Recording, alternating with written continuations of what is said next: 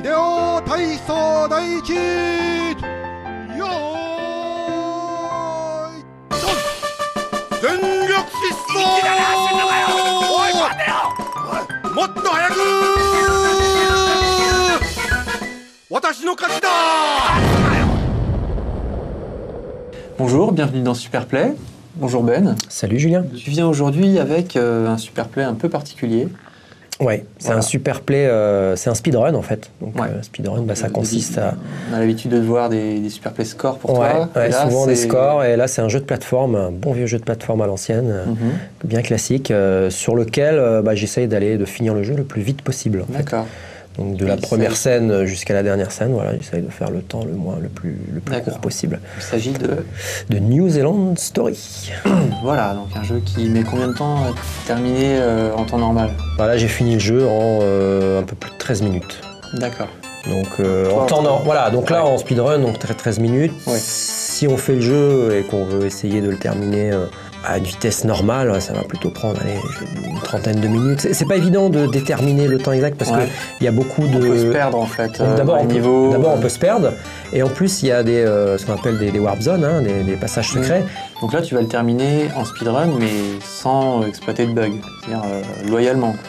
Les warp zones, c'est tout prévu. Ah, oui, ça fait partie des warp zones. En fait, c'est des éléments du décor qui sont cachés et qu'on va sortir quand on va tirer dessus, tout simplement, quelle que soit l'arme qu'on a. Donc, il suffit de les connaître, de savoir où ils sont placés, et puis surtout d'utiliser les bonnes warp zones parce qu'il y en a énormément dans le jeu que malheureusement on ne va pas voir. On va en voir peut-être un tiers ou un quart.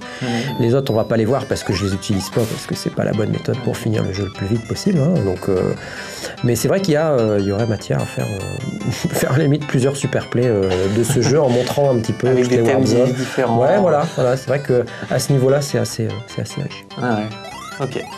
Et ben, top départ. Allons-y. Voilà, donc dans une petite cinématique qui introduit le jeu. On voit un morse. Qui a l'air mignon, hein. Ouais, très mignon. Tout est mignon dans ce jeu-là. Même les méchants. Ouais. Donc, il capture un peu tous les oiseaux. Il y en a un qui réussit à sortir. Donc voilà, donc là l'objectif c'est de partir, d'utiliser les chemins les plus optimisés. Voilà, les plus optimisés. On voit que là par exemple au début j'ai pas pris les fruits, ça sert à rien parce que de toute façon. Tu fais pas du point. Donc là voilà, première warp zone dès le premier niveau, très court, qui nous amène au niveau troisième niveau, un 3 je crois, et qui nous renvoie dans une nouvelle warp zone qui nous amène au 1-4. D'accord. Et à un endroit en plus du jeu où normalement on ne commence pas, c'est-à-dire le niveau 1-4, normalement on commence pas à cet endroit-là du jeu. D'accord. Donc les warp zones t'emmènent en même temps dans les autres endroits. Voilà, c'est particulier. Donc ce qui est vraiment marrant, quoi. C'est assez intéressant d'ailleurs de découvrir tout le jeu. Hein. Je sais d'ailleurs même pas si j'ai vraiment déjà tout décortiqué au niveau de l'espace, on va dire. Ah ouais. Parce que c'est vraiment un jeu où on peut visiter en fait. C'est un peu un jeu à la Super Mario Bros, à la Super Mario World, à la limite, où tu peux aller en arrière. Il y a même d'ailleurs une warp zone dans le début du deuxième monde, le stage 2-1, qui te ramène en arrière, qui te ramène au stage 1-4, c'est-à-dire à celui-là. Et qui peut te permettre, un peu comme si on faisait des loops quoi, à volonté, et si on veut jouer le score, d'aller bloquer le compteur, quoi, puisqu'on revient en arrière à chaque fois. Mais bon, là c'est pas l'objectif. Ouais. Donc là on voit que j'ai passé le premier boss. D'ailleurs, juste pour parler du game system vite fait, tu passes à travers les ennemis la plupart du temps. Oui. Alors, il faut savoir que la plupart, 90% des ennemis sont pas mortels quand on les traverse, sauf ceux-là, ceux qu'on voit là. Donc ceux-là, ils ont les pics, donc ceux-là, si tu les touches, t'es mort. Ça c'est clair, je me souviens bien, c'est les seuls. Par contre, les autres, ils te tirent dessus. Alors soit ils ont des véhicules comme ils ont là, enfin des véhicules, ce ne sont pas les véhicules, c'est plutôt des canards et des ballons, ou des soucoupes volantes là, comme on voit. Mais tu vois-t-il que voilà, là par exemple on voit il tire, mais on ne voit pas parce qu'il tire dans le mur, il n'est pas très intelligent. Ouais, là on voit. Voilà. Comme tous les canards. Ouais. Donc là on voit d'ailleurs que on voit que c'est pas évident de bien manipuler certains véhicules. On voit d'ailleurs que souvent j'ai le choix entre plusieurs véhicules souvent et je prends le canard parce que c'est le plus rapide. C'est le plus rapide du jeu, sauf il y a la soucoupe volante aussi qui est beaucoup plus rapide, mais bon elle on l'a que dans très très peu d'endroits dans le jeu. Je la prends quand je peux la prendre, mais sinon dans tous les autres endroits, je la prends pas. Donc là voilà, encore une warp zone qui nous mène dans une salle secrète. On voit 2 lettres que je ne vais pas prendre d'ailleurs. Il faut savoir que les lettres peuvent te ramener, te ramènent des points déjà, et te ramènent une vie gratuite. Et il faut écrire un mot. Il faut écrire les 6 lettres du mot extend qui nous rappelle Bubble Bubble. Bah ouais. Donc là, on est à nouveau dans une salle secrète où il faut tuer tous les ennemis en fait pour que Faire apparaître le bord. voilà. Donc là, on voit qu'on est déjà au niveau 3-4 quand même. 3-4, c'est déjà, on est à la fin du 3e monde. Hein, alors que bon, ça a commencé depuis 3 minutes. Il y a combien de mondes en tout? Il y a 5 mondes. 5 mondes et il y a 4 niveaux par monde. Des niveaux qui sont quand même longs. Très grand, ouais. Ouais, enfin peut-être pas dans le premier monde, mais à partir du second monde, c'est vraiment très très grand, c'est très vaste, on peut s'y perdre. Il faut vraiment bien connaître le jeu. Alors là, on a vu, j'avais le choix entre prendre plusieurs ballons, et il y avait un ballon en pierre que j'ai pas pris, qui est indestructible, donc il a l'avantage de pas. Parce qu'il y a des pics dans le décor qui te tuent. Et voilà. Tu peux perdre ton véhicule, bien sûr. D'accord. Au-delà évidemment de te faire toucher et de perdre une vie. Donc je prends pas le ballon. Oui, alors on voit, j'ai le masque et le tuba. Alors on voit la petite jauge d'ailleurs en bas là, d'oxygène qui diminue tout doucement. Et on voit d'ailleurs que quand il est assez proche du minimum, là, on voit qu'il commence à patauger un petit peu. Alors là, on voit que j'essaye de voir si je peux récupérer le ballon pour gagner quelques secondes, mais malheureusement, j'y arrive pas. Parce que les ballons, en fait, on peut les prendre par au-dessus ou par en dessous. Ouais. On peut s'y tenir par en dessous, là, voilà, je me tiens par au-dessus, mais on peut les prendre aussi, s'accrocher par en dessous. Ah oui. Donc là, on voit que j'ai le ballon en pierre, indestructible, mais qui est très très lent, quoi. Vraiment, ballon en pierre. Déjà, le concept est assez démentiel. Je sais pas si c'est de la pierre, c'est peut-être autre chose, mais c'est du un ballon métallique, on va dire. Oui, voilà, un ballon. Alors là, c'est le 3e boss. D'ailleurs, on voit que on n'a pas vu le 2e boss, parce que je l'ai passé directement. 3e boss, tout mignon, hein, de robot, un peu. Voilà. Pas changé, tu joues encore avec Autofire. Oui, bah oui, histoire de gagner encore un peu plus de temps. Gagner du temps, quoi. Bah oui. Faut vraiment que ça aille vite. Bah oui, puis bon, c'est légal. Hein. Dans les salles d'arcade au Japon, c'est légal. Donc je vois pas pourquoi je m'en priverais. Hein. Légalisons l'Autofire. Bah, ouais. Donc là, on voit encore, il y a plusieurs types de véhicules. Ouais, je reprends mon canard préféré, qui pourrait aller beaucoup plus vite. Même les panneaux sont mignons, quoi. Ouais, alors là, j'adore, c'est les crapauds avec les lunettes. C'est grand. Le lapin, là, c'est vrai. Ouais. Sur son ballon. Non, c'est vraiment un level design exceptionnel. Mais comme tous les jeux de Taito, tous les cute games de Taito, c'est vraiment. Vous avez un savoir-faire à cette époque, Bubble Bobble, Rainbow Island, donc ce jeu-là. Après, il y a même Liquid Kids, qui est un peu moins connu, mais qui reprend un peu le concept de ce jeu-là. Oui. Et qui est vraiment très très beau, peut-être même encore plus intéressant que celui-là. Oui. Alors là, on voit que j'ai beau avoir le ballon en pierre, là, je vais quand même beaucoup plus vite, parce que j'ai pris au tout début du niveau, là, on n'a pas bien vu, parce que j'étais superposé à l'item en fait, que j'ai pris en même temps. Donc j'ai pris un objet qui me donne un turbo en fait, une sorte comme la chaussure dans Bubble Bobble. Et on voit que je vais beaucoup plus vite, donc le moindre mouvement, à droite, à gauche, le saut, et je pense que c'est même multiplié par 3 ou 4 quoi, par rapport à la vitesse normale. Même sur les objets quoi. Voilà, donc même quand j'ai un véhicule, je vais quand même beaucoup plus vite. Mais d'un autre côté, c'est aussi plus dangereux quoi, parce qu'on contrôle beaucoup moins facilement ces mouvements quoi. Donc là, on voit que je suis obligé d'attendre que les personnages réapparaissent pour avoir mon véhicule. Voilà. Donc là, on pourrait penser que je perds du temps, mais bon, malheureusement, je suis obligé d'attendre quoi. Parce que j'ai pas trop. Tu peux pas passer sans canard. Bah ouais, je suis obligé de remonter, donc j'ai pas trop le choix. Et même avec le turbo, ça passait pas. Ah ouais. Ah non, parce que le turbo ne te donne pas davantage d'envergure, on va dire, dans les sauts. Ou... Ça accélère juste le personnage. Ouais, voilà, ça accélère juste. D'accord, étonnant. Alors voilà, je suis. T'assures un peu quand même. Hein. Ouais, là on voit que je m'étais planté, d'ailleurs j'étais parti en bas, j'avais pas trop contrôlé la vitesse du saut. Alors, encore une fois, on voit des chats volants. Des chats chauves-souris. Alors là, on va voir, là je vais redescendre, une architecture assez marrante. Là, on voit un bateau, une sorte de bateau pirate, là, en 2 parties. Là, la partie avec les voiles, là, en dessous, avec la partie avec beaucoup de pièges, beaucoup de pics. Ouais. On va voir après. Alors là, c'est intéressant parce que j'ai pris une pendule. Et une petite montre, c'est pas une pendule, c'est une petite montre qui stoppe tous les ennemis pendant une dizaine de secondes. Donc ça, c'est génial parce que ça permet de gagner un peu de temps, quoi, finalement, sans te soucier des ennemis. Alors là, on voit, je vais aller sur des plateformes qui descendent progressivement quand je reste dessus. Et il faut savoir qu'il y a des pics, bien sûr, en dessous de la plateforme. Ça commence à devenir extrêmement fourbe. Ouais. Bah là, on est quand même au dernier niveau de l'avant-dernier monde, quoi. Donc déjà, là, en fait, si on prend toutes les warp zones, le niveau de difficulté monte très vite. Oui. Parce que, bon, les premiers niveaux, on les passe très vite. T'as vu, on est arrivé au niveau 3-4 en même pas 3 minutes. Donc voilà, donc là on arrive au dernier monde là, qui est beaucoup plus long parce que là il n'y a pas de warp zone qui t'amène, qui te change de niveau. Là on va voir dans celui-là, il y a une warp zone qui m'amène plus loin dans le niveau, mais qui ne me fait pas aller par exemple au niveau 5.2 ou au niveau 5.3. Là je vais devoir faire tout le niveau 5.1, tout le niveau 5.2, 5.3 et 5.4. Là évidemment ça va être un peu plus long. Bon, c'est de pas perdre de temps là. C'est pareil là j'attends un peu mais je suis un peu obligé parce que encore une fois ces ennemis-là ils sont très dangereux. Ouais. C'est quand même de la plateforme bien millimétrée. Ouais, encore là on voit vraiment qu'une partie infime du jeu parce que finalement on voit peut-être 10 ou 15% du jeu. Ça suffit à se faire une idée. Ouais.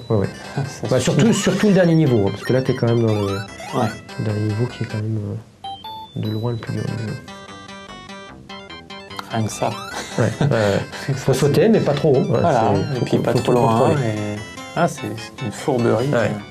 Bon après, il faut savoir que tu peux, dans ce jeu-là, on peut contrôler la trajectoire de son saut. Tu peux même presque partir à droite et si tu changes de direction immédiatement, faire un saut à gauche.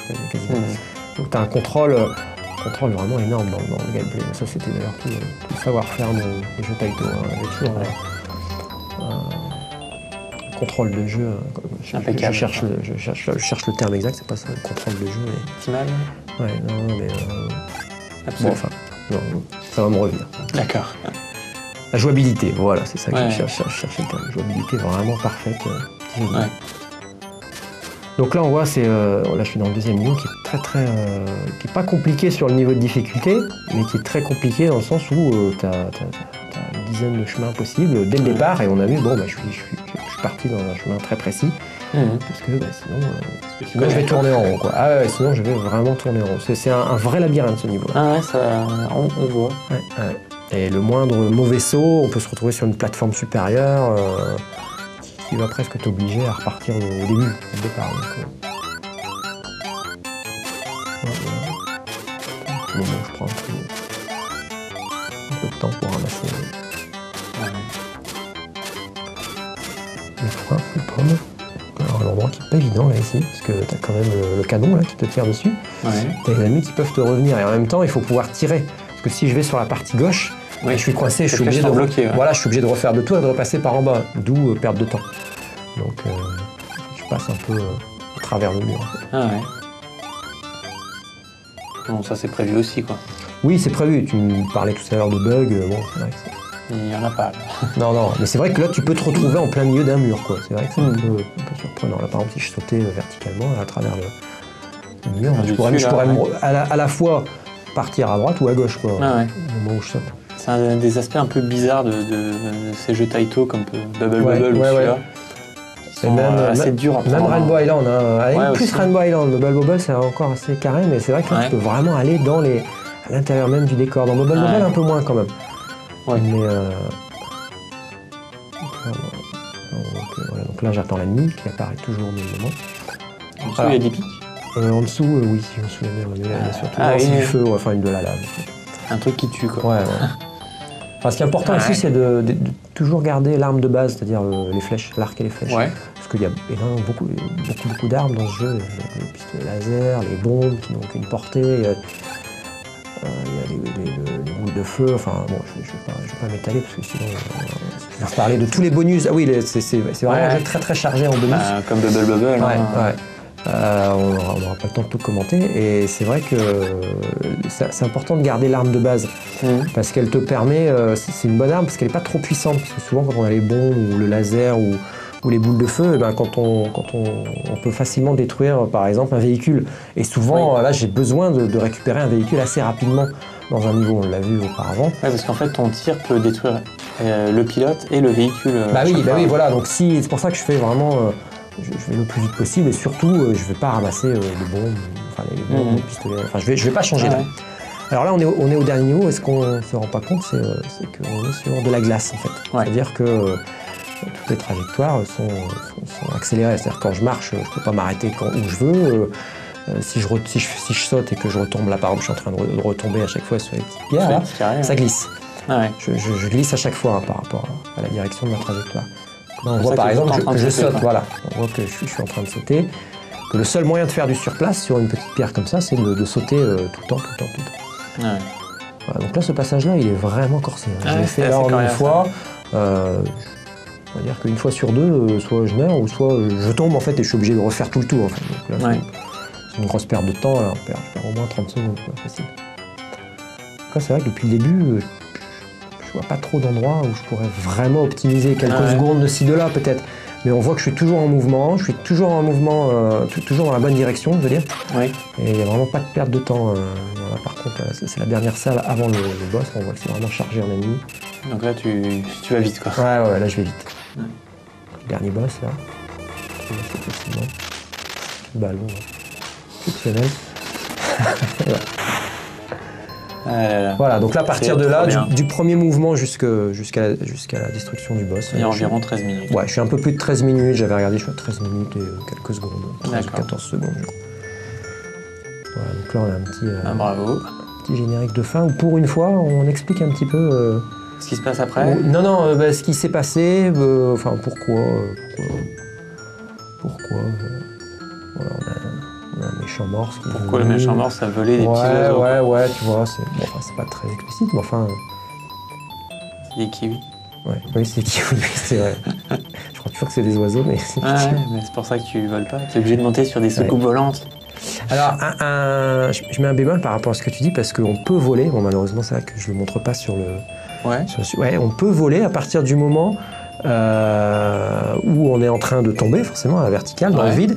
Moi, j'ai déjà essayé, parce que sur mon stick, j'ai les autofire sur tous les boutons, et quand je mets l'autofire sur le bouton du saut, avec ses petites ailes, il est capable de remonter tout doucement. Ah oui. Et donc, non seulement il est capable de rester sur place et de remonter, mais alors à une vitesse qui est vraiment dérisoire. Il vole pas, en fait. Ouais. Mais bon, c'est grâce un peu à l'autofire D'accord, que tu t'es rendu compte de ça. ouais. Ah, c'est marrant. Voilà, donc là, on a tout le staff. Avec un vrai générique de fin, pour une fois. Ouais. Chose qui était rare, quand même. Ouais.